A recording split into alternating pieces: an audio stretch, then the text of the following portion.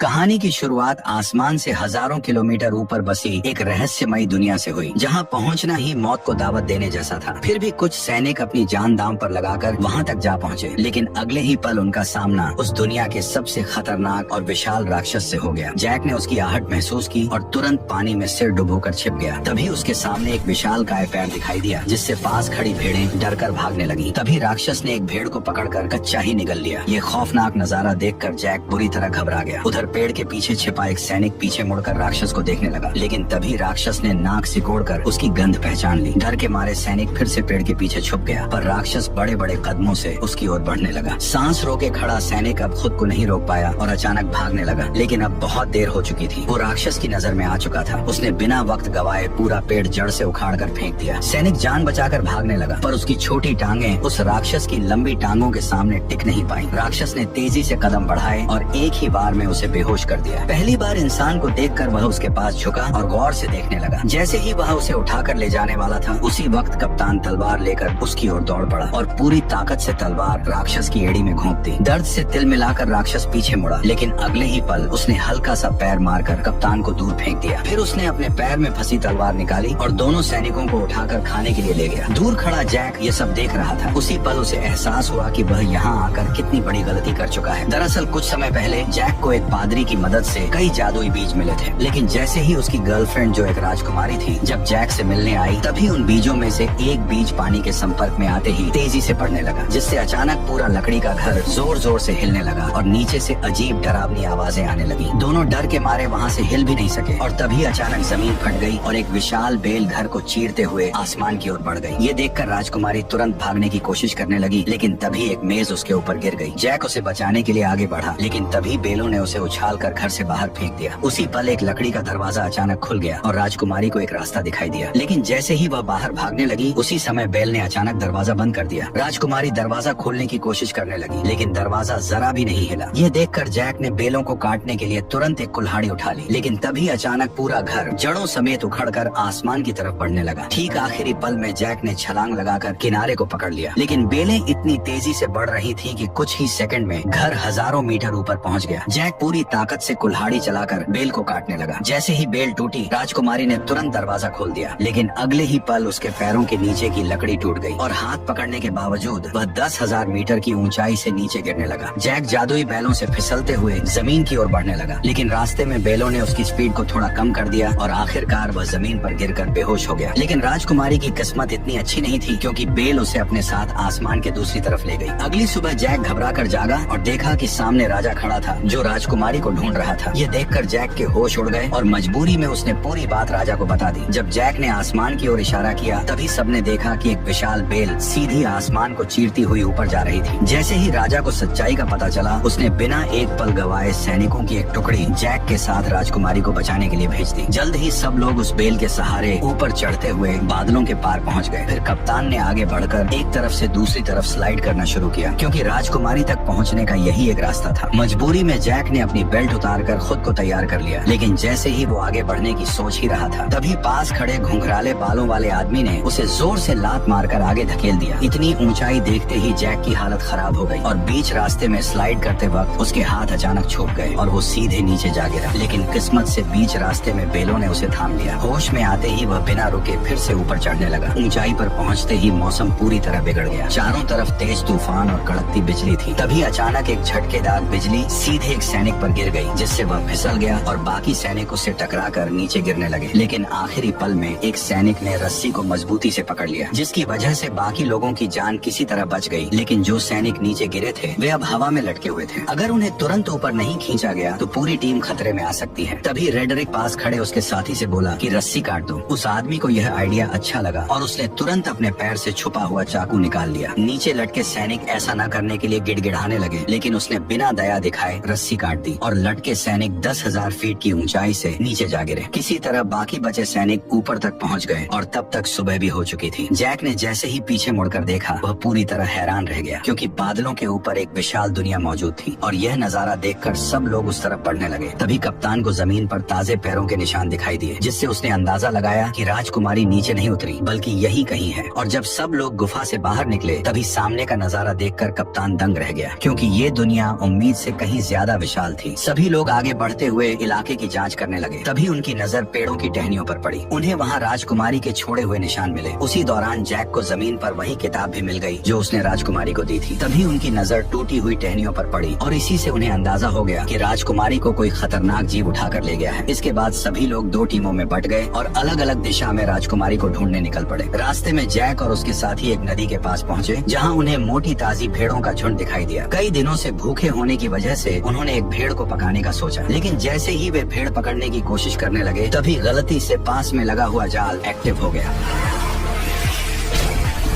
Jack ने तुरंत अपना चाकू निकाला और पूरी ताकत से जाल काटने लगा। उधर कप्तान भी रस्सी काटने की कोशिश कर रहा था, लेकिन तभी उसकी नजर एक अजीब चीज पर पड़ी। पास के सारे कौवे अचानक घबराकर उड़ गए और सारी भेड़ें भी एक साथ दूसरी दिशा में भागने लगी। कप्तान को कुछ शक हुआ, पर वो फिर भी रस्सी काटता रहा और जैसे तैसे वे दोनों जाल से निकल आए। लेकिन तभी जंगल से डरावनी आवाज गूंज उठी और उसी पल एक विशालकाय दानव उनके सामने आया और दोनों सैनिकों को पकड़कर अपने साथ ले गया। जैक चुपचाप दानव के पीछे पीछे चलने लगा ताकि सही मौका मिलते ही वो साथियों के साथ राजकुमारी को भी बचा सके। दूसरी तरफ रेडरिक दोनों सैनिकों के साथ एक चट्टान के किनारे पर पहुंच गया। गंजे आदमी को लगा कि इस तरह ढूंढते रहना बेकार है और वह कोई दूसरा रास्ता खोजने के लिए आगे बढ़ने लगा। लेकिन तभी रेडरिक ने अपनी चाल चल दी। अरे देखो, वो रही इज़ाबेल। जैसे ही गंजा आदमी वापस मुड़कर चट्टान के पास आया तभी रेडरिक ने मौके का फायदा उठाकर उसे सीधे गहरी खाई में धक्का दे दिया। ये देखकर रेडरिक का दोस्त जोर जोर से हंसने लगा। तभी एक विशाल हाथ ने अचानक उसे पकड़ लिया। ठीक उसी पल पीछे से एक और पहाड़ जितना बड़ा दानव उसके सामने आ गया। रेडरिक डर के मारे वहीं जमीन पर गिर पड़ा और जल्दी जल्दी अपने बैग में कुछ ढूंढने लगा। लेकिन जैसे ही दानव उसे पकड़ने के लिए हाथ बढ़ाने लगा, ठीक उसी पल रेडरिक ने एक चमकता हुआ ताज बाहर निकाल लिया। ताज को देखते ही दानव वहीं रुक गए, मानो किसी अदृश्य ताकत ने उन्हें जकड़ लिया हो। दरअसल ये एक जादुई ताज था। जिसके हाथ में भी ये शक्तिशाली ताज होता, दानव उसकी हर बात मानने को मजबूर हो जाते। उधर जैक दानव का पीछा करते करते उनके ठिकाने तक पहुँच गया और वहाँ का नजारा देखकर वह हैरान रह गया, क्योंकि चारों तरफ खूबसूरत झरने और ऊंचे ऊंचे पहाड़ थे जो किसी स्वर्ग से कम नहीं लग रहे थे। वहीं पर दो सिर वाला दानव राजकुमारी को एक पिंजरे में कैद किए हुए था। फिर वह उसे बाकी दानवों के पास ले गया, जहाँ सारे दानव इकट्ठा होकर उसकी तरफ देखने लगे। तभी वो दानव भी लौट आया जिसने कप्तान और उस मोटे सैनिक को पकड़ा था। उसने उन दोनों को लाकर पिंजरे के पास फेंक दिया। यह देखकर दो सिर वाले दानव को शक हुआ कि शायद और भी इंसान यहाँ मौजूद है। इसलिए उसने जमीन पर पड़े एक मोटे सैनिक को पकड़ लिया और उसकी गर्दन मरोड़कर उसे जिंदा ही निगल लिया। इसके बाद दानव ने उसके कवच को बाहर थूक दिया। पर जैसे ही वो दानव कप्तान को धमकी देने लगा कि वह राजकुमारी को भी खा जाएगा, तभी पास से एक आवाज आई जिसने सबका ध्यान अपनी तरफ खींच लिया। दरअसल वो आवाज किसी और की नहीं बल्कि उसी गद्दार रेडरिक की थी। उसके सिर पर पहने ताज को देखते ही बाकी सभी दानव तुरंत घुटनों के बल झुक गए और उसी पल उसका असली प्लान सबके सामने आ गया। वह सीधे दो सिर वाले दानव के सामने गया और उसे घुटनों पर आने का हुक्म दिया। उसके सिर पर ताज देखकर दो सिर वाला दानव मजबूरी में झुक गया और फिर रेडरिक उसके चेहरे पर पैर रखकर धीरे धीरे चलते हुए सिंहासन की ओर बढ़ गया। और उसी पल से रेडरिक दानवों की दुनिया का नया राजा बन गया। उसने इंसानों पर हमला कर पूरी दुनिया जीतने का ऐलान कर दिया। उसकी बातें सुनकर दानव सेना बहुत ज्यादा खुश हो गई, पर दो सिर वाले दानव के दिमाग में कुछ और ही चल रहा था। उधर दानव ने कप्तान को पकाने के लिए उठाकर सीधे चिपचिपे आटे पर फेंक दिया। वह जितना छटपटाया उतना ही उसमें फंसता चला गया। तभी दानव आगे बढ़ा और उसने कप्तान के ऊपर मुट्ठी भर आटा पटक दिया। इसके बाद दानव ने बड़ी ही घिनौनी हरकत की।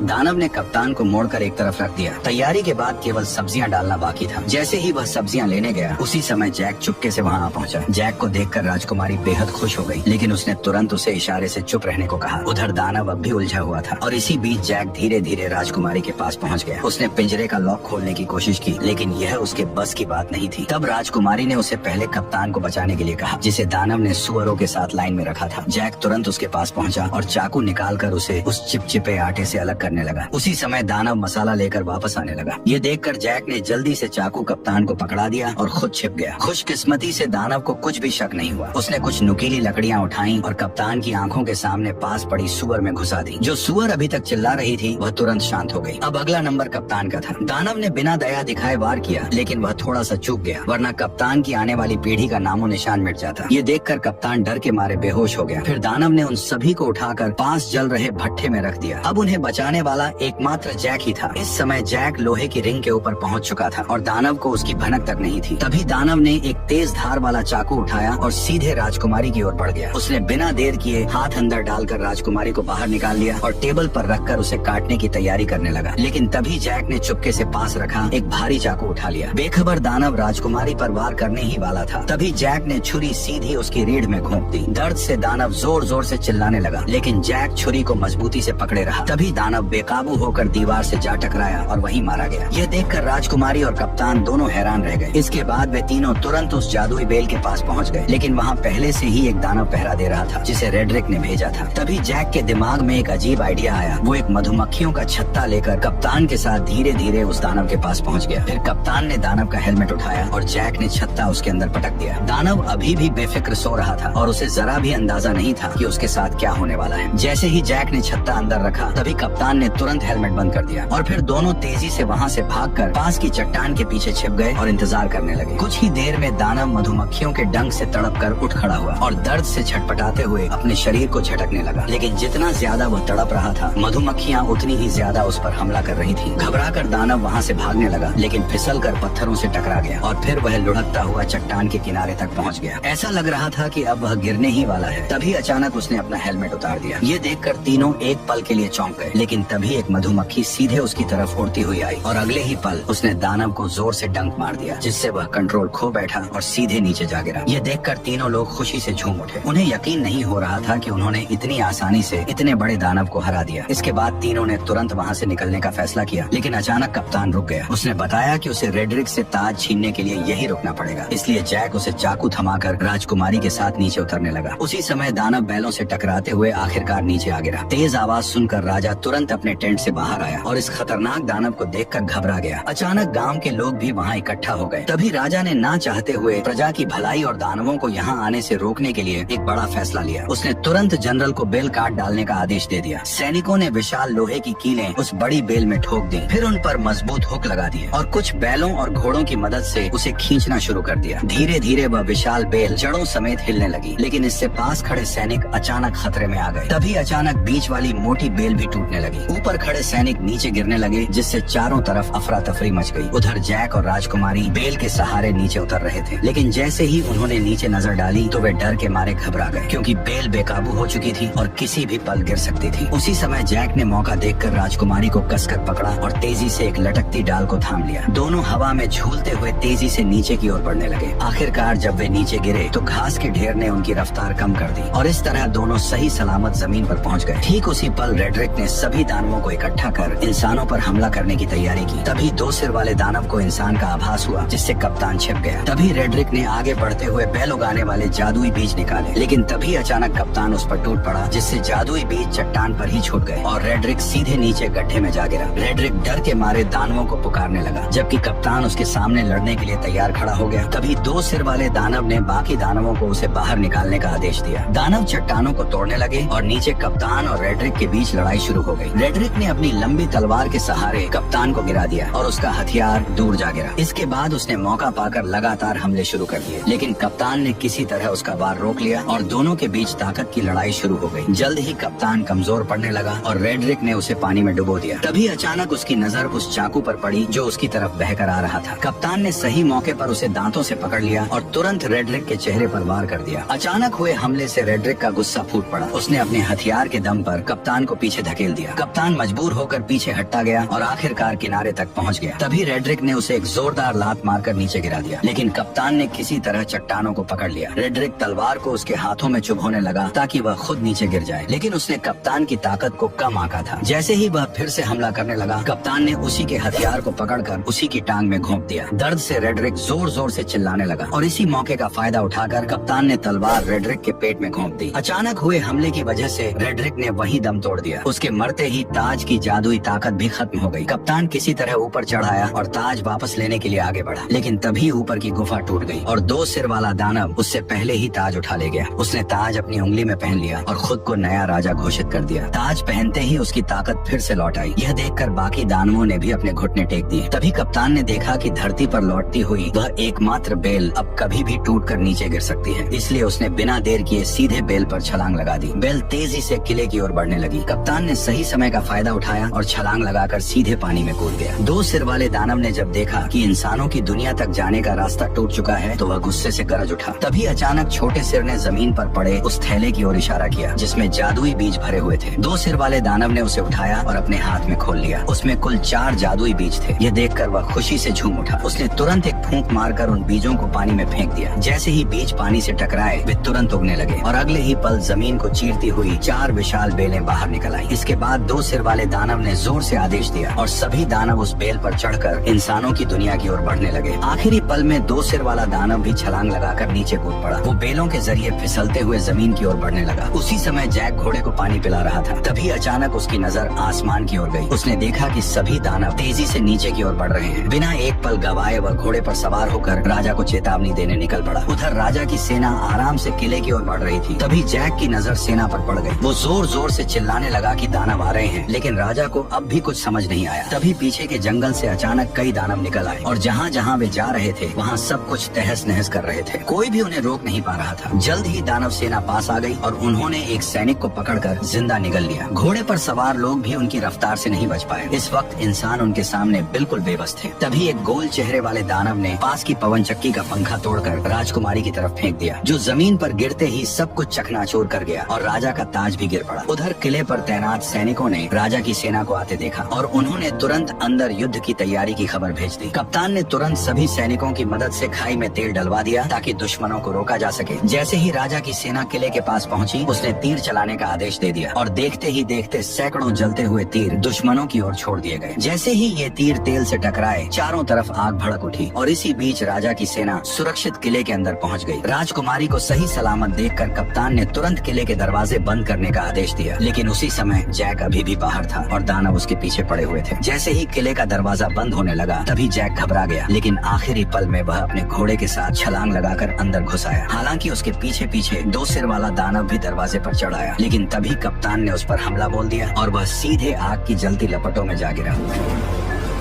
जल्द ही आग ने उसे पूरी तरह घेर लिया, लेकिन हैरानी की बात यह थी कि उसके अपने लोग भी उसे बचाने नहीं आए, बल्कि बस खड़े खड़े उसे जलते हुए देखते रहे। उधर लोग अभी आपस में बात ही कर रहे थे कि अचानक आसमान से एक बड़ा लोहे का घंटा तेजी से किले की ओर आया। उसने दीवार को ध्वस्त कर दिया और सीधे नीचे जा गिरा। इससे पहले कि कोई कुछ समझ पाता, अचानक युद्ध का बिगुल बज उठा। तभी 2 बड़े लोहे के हुक किले के दरवाजे की तरफ फेंके गए, जिन्हें दानव मजबूती से खींचने लगे। तभी इंसानों और दानवों के बीच खींचतान शुरू हो गई। असल में यह सब गोल चेहरे वाले दानव का प्लान था, जिसने और ज्यादा दानवों को बुलाकर किले के दरवाजे को तोड़ने का आदेश दिया। अंदर का माहौल पूरी तरह अफरा तफरी में बदल गया। राजकुमारी जैक को लेकर किले के अंदर की तरफ भागी। उधर बूढ़े राजा ने सभी सैनिकों को आदेश दिया कि वे दानवों को रोकने के लिए क्रॉसबो का इस्तेमाल करें। जल्द ही और भी दानव आ गए और उन्होंने पूरी ताकत से खींचना शुरू कर दिया। तभी कप्तान के आदेश पर सैनिकों ने कई सारे क्रॉसबो छोड़ दिए, जो सीधे लकड़ी के दरवाजे पर जा लगे। सटीक निशाना लगते ही सैनिक तुरंत क्रॉसबो गाड़ियों को पीछे खींचने लगे। किले की सेना टुकड़ियों में बट गई और राजा भी मदद के लिए आ गया। वो कप्तान से दानवों की कमजोरी पूछ ही रहा था कि तभी आसमान से एक जलता हुआ पेड़ गिरा, जिसने सैनिकों को अलग अलग बिखेर दिया।